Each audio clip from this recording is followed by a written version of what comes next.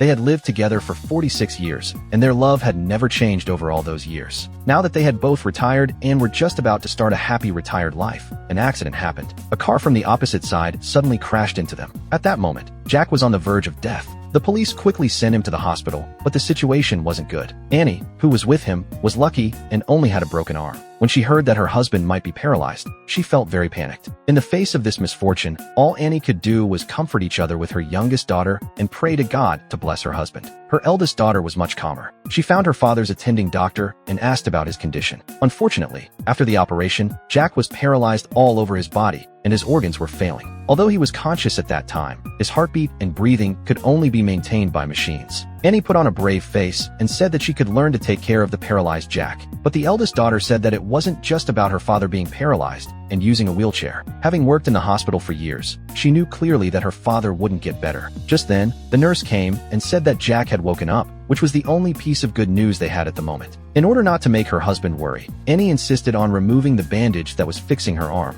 The whole family was very happy to see Jack open his eyes. At this time, Jack had sensation only in his face, all over his body, and only his eyes could move. Annie had high hopes that this was a sign that his condition was improving, but the doctor shattered her illusion once again. The doctor told them that Jack's lungs had failed, and he only had a few days left to be conscious. Although the hospital could prolong his life, he would be like a vegetable and lie in the hospital forever in the future. The doctor suggested that they take Jack home. Annie didn't agree. She thought it was no different from killing her husband with her own hands. However, the eldest daughter believed that it would be better to let their father leave in peace rather than let him live in pain. Annie was in great pain and didn't know how to choose. So at night, she accompanied her husband alone by his side. If you're ready to leave, I need you to say goodbye. I think we should let you go. This still feels wrong. I need you to tell me what to do. Please. Please tell me what to do. Please. Please. Oh. Okay.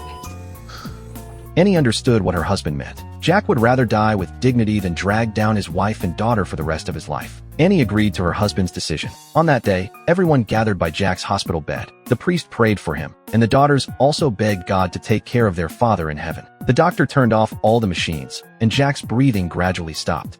I, Jan Nichols, take you, Steve Hurst, to be my husband, to have and to hold from this day forward, for better, for worse, for richer, for poorer, in sickness and in health, to love and to cherish until we are parted by death.